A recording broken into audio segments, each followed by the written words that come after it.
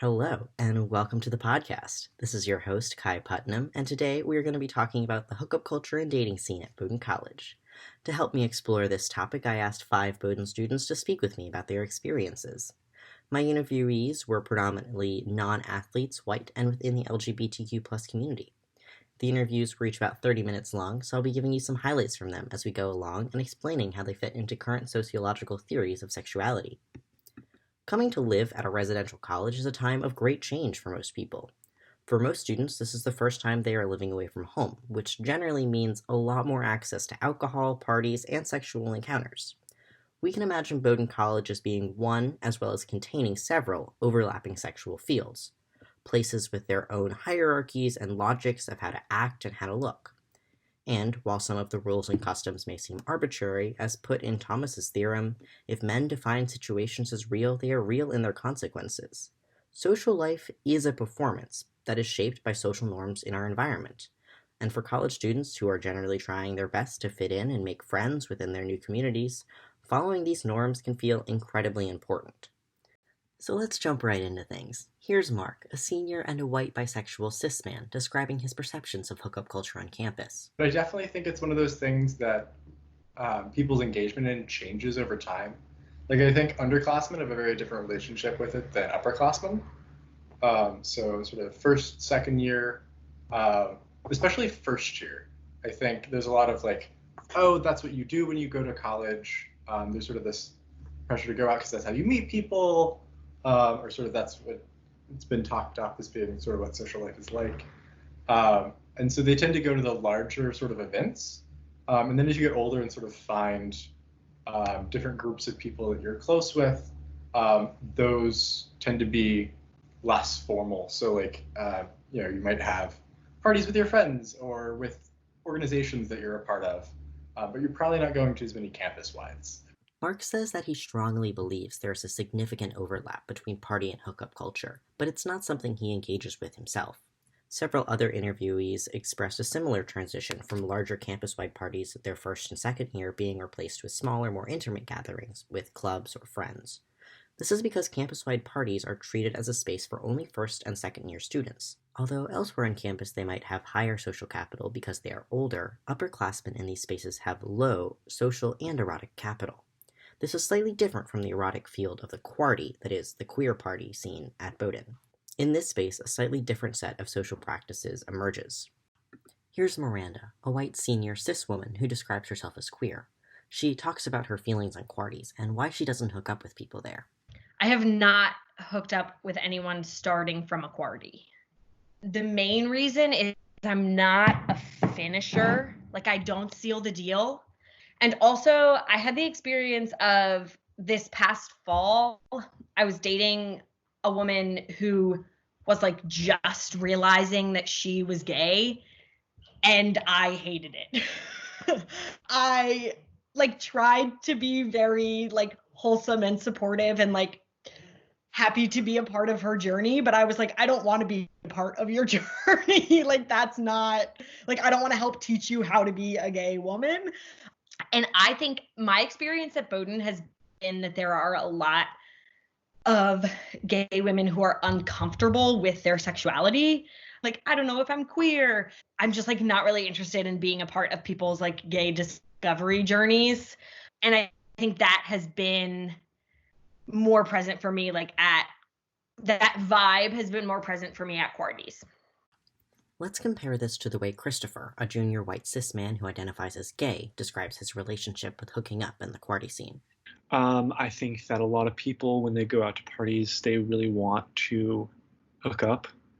And that's a lot of the reason why they would go out. I think the quarry scene is great, but I'm kind of biased because I have been involved in planning them. So I think they're good. And I think especially for queer identified men, that's a place that's very important because I think that queer identified women, a lot of times they view the quarry more as a place to celebrate their identity, whereas queer men are here to celebrate their identity, but also to get laid. I don't like in this past year, I haven't necessarily been wanting to do that just because I've kind of been, I don't know. I feel like you don't necessarily, it's like sometimes when you when like I came to college or whatever, it was kind of this thing to like express my identity and stuff to whatever, to like hook up at parties and stuff like that, and almost be this kind of like to kind of fill that role and like do that kind of stuff. But as I've become more comfortable with stuff like that, it's been less of it on my mind, and it's more like, am I actually horny? Yes or no? Skylar, a white non-binary lesbian, echoed some of the same ideas. It can be like validating to like have like hook up with people and like be like, oh, people are attracted to me. Even before I was like actually hooking up with people or dating people, I sort of was still using that as like a barometer of like, oh, people don't like me, I must not be good enough. And then it flipped to, oh, people like me, I must be like cool and great. But then it was like, oh, then why are they breaking up with me? I must be actually terrible. And I realized like, okay, I need to just like, maybe love isn't a good way to gauge sort of how I am as a person. And like the mainstream like queer, like the construction of queerness is like based around sexuality and like based around like, oh, I'm a lesbian because I like women. So part of that becomes tied to like relationships, I think, inherently, but that's not the entirety of who I am as a person. And that's also not really a healthy way of like measuring myself. While each person's feelings on this differed slightly, these interviews touch on the way that hookup culture can be about more than just having sex. People may also use it as a tool of sexual identity affirmation. As students feel more settled in their sexual identity, their erotic habitus shifts, and this kind of affirmation may become less desirable. But let's talk a little bit more about what's going on at these parties. What are the sexual scripts students are following, and how do they communicate with potential sexual partners?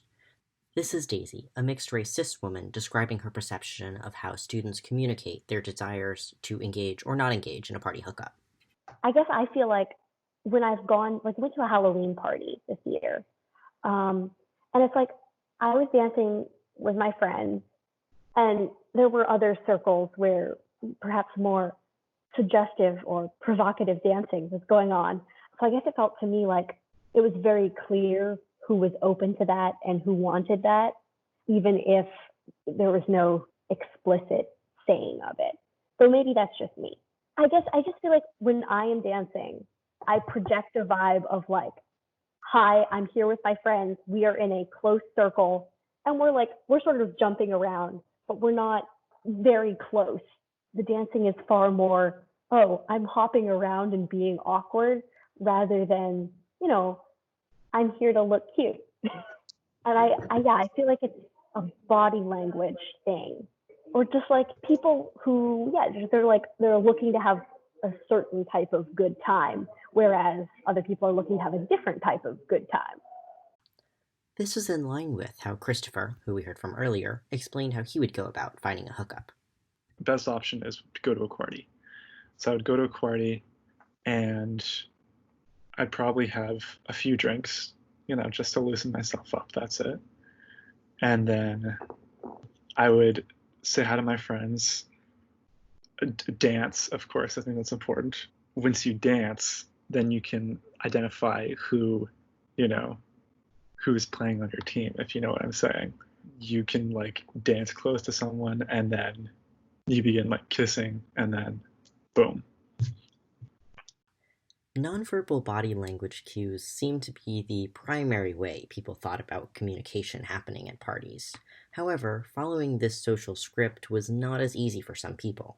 Skylar, the non-binary lesbian, said, like, I feel like everything relies on a level of nuance that I'm not good at. And I think that's what has made it so hard and stressful for me to like even think about how I would try to navigate it. I have never been able to figure out, like, if you're at a party and you want to like make out with someone on the dance floor, what are the steps required to make that happen? I don't know. I can't tell. And it's like, I wish that everything was just more openly communicated. I feel like even people who like think they know what they're doing, there's just so much like, when you don't communicate, so much gets lost. I wish there was more openness instead of like having to figure out the perfect moment to like come up to someone at the party and do the right kind of dancing to like get them to want to kiss you. Like, it sounds weird, but like, I think that's just because we have this culture of like, you're not supposed to do that. Like, you're not supposed to be so open about that. And part of it is just like, I don't know how to flirt with people and I don't know how to make a move. So when you always are just relying on other people to make a move on you, and I'm also not very good at giving off signals that I like am interested. So I think people just like don't know that I'm interested. I always tell myself like, tonight's going to be the night I'm going to ask someone out, and then it just doesn't happen. And I know it's not going to happen. So yeah, when I'm like actually seeking something out, I usually go to dating apps. This comment from Skylar and Miranda's earlier comment about not being a closer lead me to believe that the gendered nature of sexual scripts may be heavily influencing the hookup culture, especially for queer women and lesbians. In our current culture, the sexual scripts available are usually pretty heteronormative, and they teach men to always make the first move. For interactions without men, it can be confusing to figure out who should do that. This, on top of the overarching lack of communication, puts queer women in an especially challenging position. Like Skylar, Miranda also navigated this with the help of a dating app. Because I am not a closer, all of the people that I have hooked up with at Bowdoin, I have connected with through Tinder. And it's funny because they've all been people that I've known before connecting on Tinder, but I do think there is this pretense of if you match with someone on Tinder, you are interested in them and like specifically interested in hooking up with them. And the part of me that is like terrified of being rejected is like really soothed by having that initial interaction. The women that I have connected with on Tinder, we then also have like gotten meals and gotten to know each other better before hooking up. But I do think in both of those instances, having matched on Tinder first has like played a big role. It's weird when two women are interacting with each other at a party that there is no like rules or script about who is supposed to invite whom back to their dorm room. Christopher, Skylar, and Miranda all talked about how dating apps can be implemented to help confirm interest and minimize the verbal communication needed to have a sexual encounter. My interviewees indicated that verbal communication, while it was desired by them, often did not happen. Daisy further explained that not talking about feelings or desires was part of the difference between hooking up and dating. Hooking up is very anti-feelings.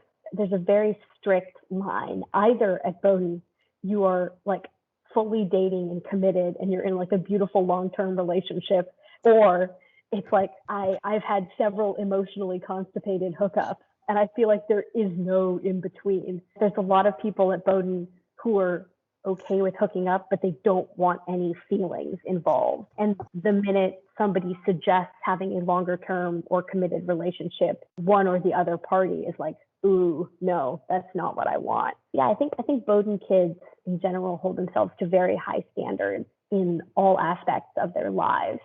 So if they're going to be in a relationship, they want it to be something that they're really invested in and devoted to, and that they display that affection and devotion perpetually right. Whereas, with hooking up, it's like there's no feelings involved. It's just whatever. You're just like doing it for fun. It's a way to like let off steam or something. Miranda agreed with this idea of relationships feeling like they're not worth the effort. But I think Bowdoin students are so obsessed with being busy and stressed that they don't feel that they have time for relationships. That's too much work and energy. That is one of the main reasons that I broke up with the woman that I was dating in the fall. She like wanted to speak on the phone every day, and I was like, I literally don't have time for that. And I could make time, but I don't care enough to make time. And I think the amount of like time and energy it takes to like foster a good relationship, I felt like I never had at Bowdoin. Here we see again how the sexual field of Bowdoin is influenced by the broader cultural norms of Bowdoin, in this case it being an elite academic environment. Although the perceptions of dating to hooking up ratio on campus depended on where students spent most of their time, all of the people I interviewed expressed a desire for more communication and intimacy in relationships overall. But, like Miranda alluded to, there are only so many hours in a day. Time-wise, the institution is structured to promote more casual hookups while discouraging more long-term dating. I think the general takeaway here is that hookup culture is about so much more than just having sex. We have to understand that the sexual culture is not separate from the social culture of Bowdoin. Factors that we talked about today, like sexuality, gender, and external pressures on time, as well as other factors like race and socioeconomic status, all influences what happens when students come to campus. And that's all we've got time for today. I've been your host, Kyle Putnam, talking to you about hookup culture on Bowdoin's campus. But, like Miranda alluded to, there are only so many hours in a day.